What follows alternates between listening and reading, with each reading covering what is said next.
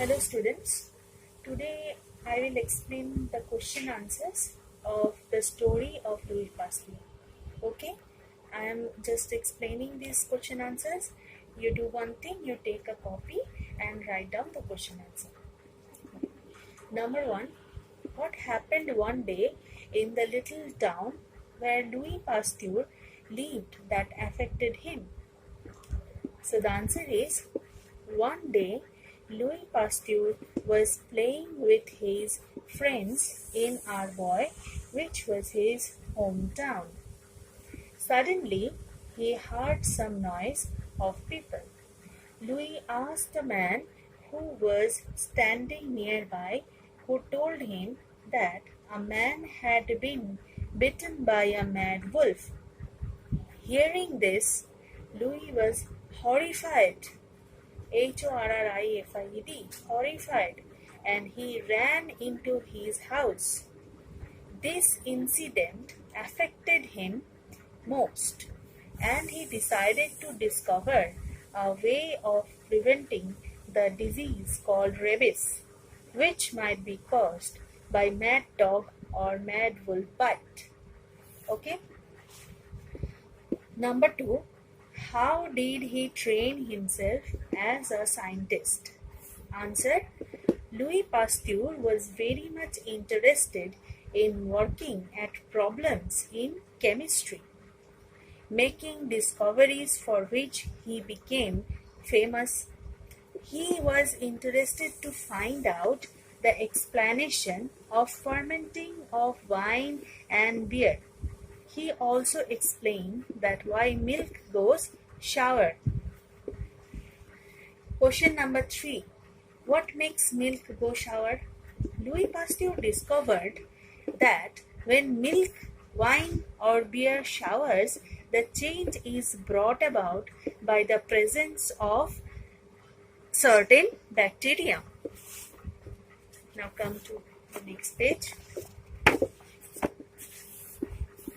Very tiny and simply living plant-like things that cannot be seen with the naked eye. Pasteur was able to observe them through his microscope. Answer question number 4. What discovery did Pasteur make about anthrax? What discovery did Pasteur make about anthrax? Answer, Pasteur studied an animal disease, anthrax, which can also affect men. At that time, anthrax killed many sheep and cattle in France. Pasteur discovered, change the para, I have changed the para here, look. Pasteur discovered how to grow anthrax bacteria that were much less powerful than those found in diseased animals. He showed by experiment that if animals were inoculated with the weakened bacteria and then infected with really powerful bacteria, they would not die. Question number 5. What was his method of treating rabies? Answer, Pasteur removed the infected parts of rabbits. Here it is rabbits. Pasteur removed the infected parts of rabbits suffering from rabies, and by treating these parts obtained the virus in a weakened form. With this, he inoculated animals. This is a short one. This answer is a little bit short one. Now come to question number 6.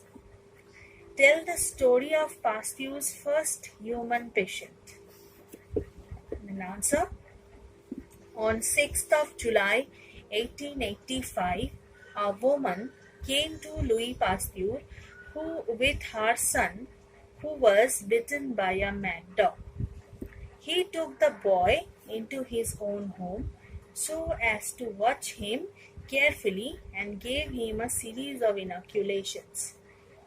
He waited anxiously to see what would happen. At last, at last the danger period had passed. The boy was well and strong again. A method of preventing rabies had been found in human bodies. Question number 7 and its answer. What work is carried on in the Pasteur Institute? In 1888, the French government founded the Pasteur Institute in Paris. Here, further experiments could be carried out and patients could go there to be treated.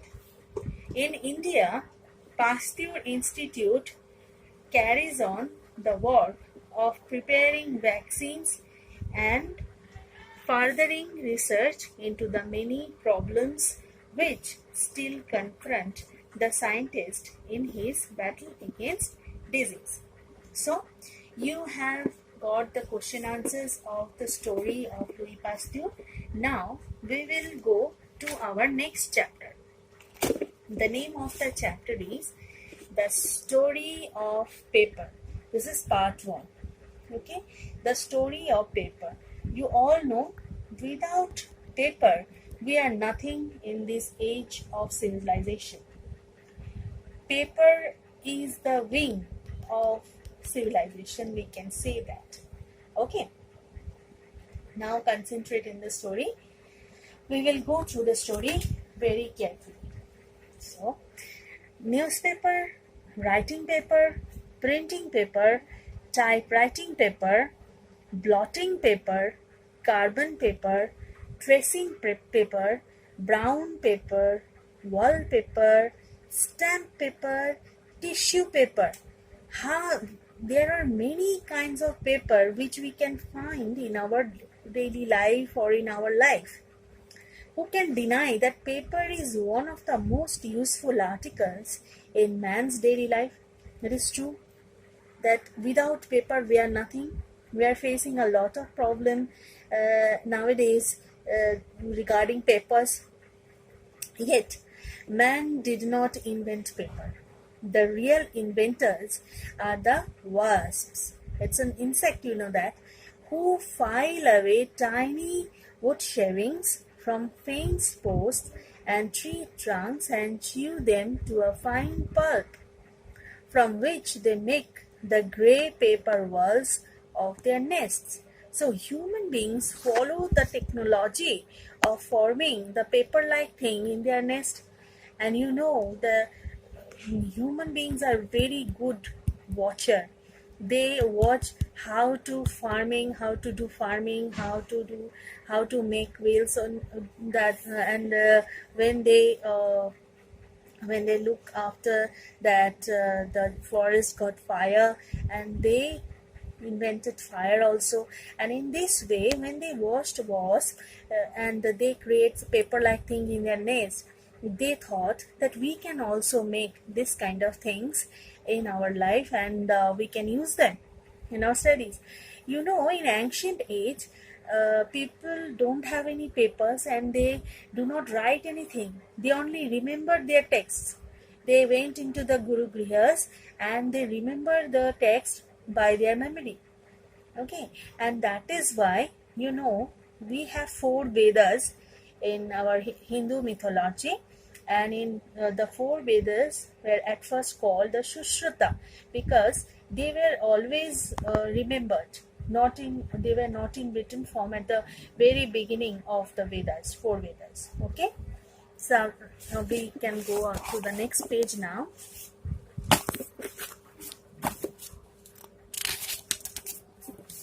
Concentrate. Who were the first paper makers amongst men? So amongst men, who made the paper first? Thousands of years ago, the people of Egypt made a kind of paper from the pith of the papyrus plant. Papyrus is a kind of plant, and with the leaves of the plants, they make paper first, which grew in marshes beside the river. It fell down from the tree and it becomes marshes. River Nile. So there were lots of papyrus plants beside the river Nile. Papyrus paper was made in long rolls, and books written upon it were rolled up, not cut into pages. As we now see our books, these books were not like this in the ancient Egypt. It were in a form of roll. One ancient book, which can be seen at the British Museum in London, is 120 feet long. So what a long book is it! It is a very long book, and it is a form of a roll, and it is now preserved in London Museum. So inhabitants of lands in which the papyrus plant did not grow had to use materials of other kinds for writing purposes. So papyrus plant were found in Egypt, but not in other countries of the world. So what to do? What would they do? They have to find out some different kind of methods to make papers. So they find out that we can use some other trees or other plants or other leaves to make papers with it. Some used clay tablets. You have read about in your history, clay tablets. Others the skins of animals or silk. Yet others wrote upon smoothed wood. In Britain, men used beech boards.